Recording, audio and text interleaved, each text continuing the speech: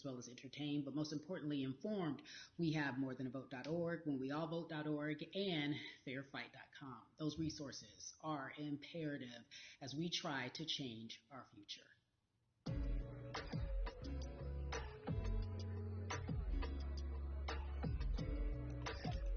Yeah, la la.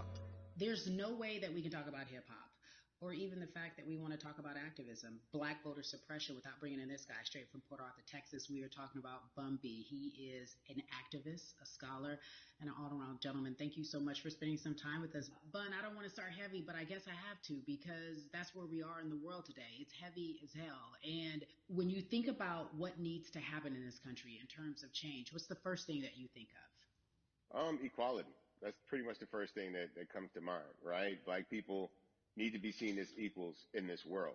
You know, we had to fight just to be recognized as a full citizen in this country and not 3/5. The world is now seeing what we've known for so long in the culture and in the community. The one way that we can fight is obviously voting. Talk to me about what voting means to you. I hear people all the time talking about one vote doesn't matter and that voting doesn't make a difference. If that's true, why do they work so hard to suppress the black vote? Because they understand the power of the vote. And so it's time that black people collectively also understand the power of their vote. And not just on a national level, because a lot of times we only have this conversation every 4 years. People need to be very much involved in their local politics. They need to understand who their elected officials are, where they stand on issues that affect you. And you need to use your vote to either support the ones that care about you and your condition or to elect people who do.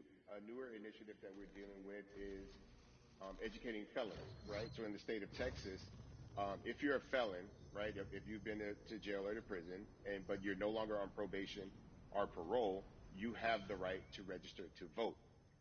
Another thing that was just brought to my attention, there's an initiative called Orange, which is happening not just in Houston, but all over the country. If you're in jail currently during pretrial, but you have not been convicted, like you're still in jail waiting for your day in court, you are still eligible to vote.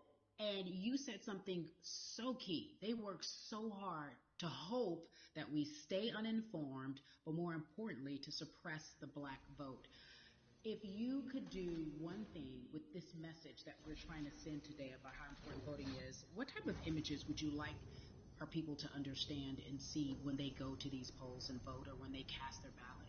I think the images that we've all seen, you know what I'm saying, for decades in this country, if not centuries in this country, we've seen black people oppressed. We've seen black people attacked. So every time you look back and you see those old black and white images of people of color being attacked by dogs and people of color being sprayed with hoses, that's what they were fighting for. Back then, they were just fighting for a chance to vote. People like Martin Luther King Jr., people like Malcolm X, these people died to help us be in a position to have the power that we have now, which is to be able to cast a vote and make a decision about the people that have controls over our lives. So, I mean, if you in your own community need a reason to vote, look at a person like George Floyd. If the people in your city are not open to police reform, are not open to having the conversation about defunding the police, are not open to issues concerning economic equality, judicial equality, and racial equality, right? If they're scared to say Black Lives Matter, you have the power to put people in those positions who do believe that Black Lives Matter, who do believe in racial equality, economic equality, judicial equality, right? Who see us as human beings. And if the people in your community don't feel that way, vote them out. It's that simple. It's just vote them out. We don't have enough time to sit around and hope that people change their minds. Yeah, Bumpy, you point out something so important. We have the power. And that is in our vote, and that is with our voice, and that's how we use our voice. I think of where we are right now. People say this is a particular moment, but it is a movement, not just a moment. It is a movement. Why, in your opinion, was it George Floyd's death? Why was that the chosen brutality for people to say, oh, my God, black people are still oppressed in this country, and it is not fair? I think it's twofold, Carrie. In so many different encounters between people of color and the police, there simply is no proof of what happened in the interaction. And so what happens is in a court of law, it tends to lean towards the policeman's point of view, right? In this case, we saw very clearly what happened. I think the other thing is due to the fact that everyone was at home, basically, during this time period in relation to the coronavirus, you couldn't avoid it. Right? It was on every television station. It was on every social media platform. everywhere you turn, you were constantly hit upside the head with this message. You see in the interaction that this man did nothing to deserve what happened. That's right. I think so well said, because if you think about it, in the grand scheme of things, it wasn't worth it, and he didn't have to lose his life. I think that you touched on something that a lot of people talk about, and that is now defunding the police. That has been such a huge conversation, but there's so many misconceptions around defunding and dismantling. If you will, educate the audience. All right, so most people, when they hear the term defund the police, they tend to think of, oh, they're going to take away our police department. Nothing could be further from the point. Defunding the police means that in certain communities, even Houston, take for example, we had over $1 billion allocated to our police force. Now, what is that money being used for? Some of that money tends to be allocated towards riot shields, right? Pepper spray, right? That kind of thing. That's only used against the people that fund this budget, right? So why would the people want to supply the police with the means to oppress them? If the police are concerned about the situations in certain communities with a higher crime rate, well, higher crime rates tend to happen in communities where there's not employment opportunities, right? There's not a lot of social services, and people are going to do what they need to do to take care of themselves and their families. When the community has more opportunities for employment, more opportunities for upward mobility, then they tend to be less of a strain on the government. They tend to have a lower crime rate. And because of that, we'll have less need for the police in those communities. You are passionate about so many different things in terms of making sure that we are holding our leaders accountable. Talk to me about some of the other projects that you're working on. Well, right now, obviously, being a part of More Than a Vote is essential. We're dealing with primaries in this country right now, and we just want to educate people. We want to inform people because people are tired, they're angry, they're concerned, and they want information and they want action. And so we want to make sure that we give them the right information and lead them in the right direction. And we thank the people that do not look like us for standing with us right now, because it's very important that people who aren't black be involved, because if black people could have gotten rid of racism, we would have done it hundreds of years ago. And so I'm trying to use my voice and my platform just to let people know that if they feel like I do, there's a number of places they can go to enact change in their community. People need to know about how their city council runs. They need to know that they have the ability to speak when city council meets, to let them know that that's not the way that they feel their city needs to be run. Those are not the places that they feel the money of their community needs to be allocated. And Bubby, even a step Ok, further, mucha gente. they can run for office in their local community. They can run for positions. Like, people act like they leave it up to somebody else. If you're upset, it's not hard to get on the school board. It's not hard to be a part of the city council. It really isn't. And depending on how small your town is, you could be a mayor. It's the power is with the people, and we need to just know that that's happening. Absolutely. And it's always been with the people. You know, if you look at Trayvon Martin's mother, Sabrina Fulton, right? She felt that there was a system of racism and a system of oppression that led to her son's death. And so what did she do? She ran for city council and she was elected city council. Our own former president, 44, Barack Obama, right? Started in the community as an activist, ran for an elected position, became senator, ran for another elected position and became president of the United States. So don't think that you can't make a difference. You know what I'm saying? You don't need a lot of money. You don't need a lot of power. Your voice is enough to make a difference. Amen. I feel like I need to go out and run for something. You gave me a rousing speech there, sir. I'd be remiss if I didn't ask you this. When I talk to my brothers, I have to ask you, as a black man, how are you doing? Are you okay? I'm good. I'm good. I have a very strong relationship with God, so prayer definitely works for me. I have children and grandchildren who are watching me, who are encouraged by what I do, and they're proud of me right now, you know, and that's really what matters, you know. The change starts at home, you know, so as long as you have a support system that believes in what you're doing and supports you in what you're doing, you have everything you need to go out there and fight the good fight. And for those that don't, there's a community of people here to help you. So you can go to places like morethanavote.org. There are many different places that will encourage you, inform you, and they will put you with groups of people that feel like you, that are ready to take action. So no one has to go about this alone if they want to do it. Yeah, we're stronger together. People have been saying it, but that has much more meaning now that we are in our movement, not just this moment.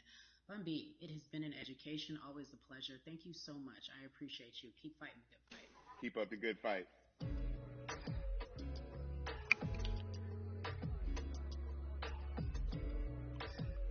Yeah, la la. So our next guest, I have to admit, I'm a fan, but there are so many different people that we could talk to, and I thought it was so imperative that we speak with her. You know her as Molly on the huge, successful show Insecure, HBO's Insecure. She also has a comedy special highlighting her Nigerian roots, and she's an amazing podcaster. Let's welcome in Yvonne Orji, everyone. You have such a beautiful way of making things funny, giving us our medicine with some candy, right? The humor and Yeah. the healing. You bring all of that to your space. And right now, as you look across this country and how everyone is so broken and so upset, if it's not social injustice, it's the pandemic, it's depression, it's unemployment, the list goes on and on. How are you doing? Quite frankly. I am I'm rediscovering self in a way I that is hard but necessary, that will lead to ultimate joy. I know it sounds like a lot, but no, I think I personally think that God put all of us on a global timeout. Like we just, America hasn't done as good as other people when it comes to timeouts because everyone else is out playing at recess, and we're still in the principal's office hoping and wishing we can come out. But I think that if we settle into the timeout and really learn the lesson that we're supposed to learn from this season, I think we'll emerge better. We'll learn how to play well with others in more ways than one. And so personally for me, I'm taking this time to learn me in a new way. I feel like I'm being ushered into a new season, and I'm getting still, because sometimes the busy uh, confounds the work that we're supposed to actually be doing. We're busy doing other stuff, but we got work that we need to do on the inside. And I'm leaning into it. I'm like, dang, I thought I was gonna be able to rest like everybody else. And God's like, nah, we got work to do. You know what? And I think that's what everybody is saying about 2020. It's demanding that we be better. And you said it's a global timeout. What do you mean by that? Yeah, it's like everyone sit down, be humble, to quote the great prophet Kendrick Lamar. But like, no, seriously, sit down and let's reevaluate some things. Let us unearth and shake up the things that we have been trying to hide within ourselves, within our nation.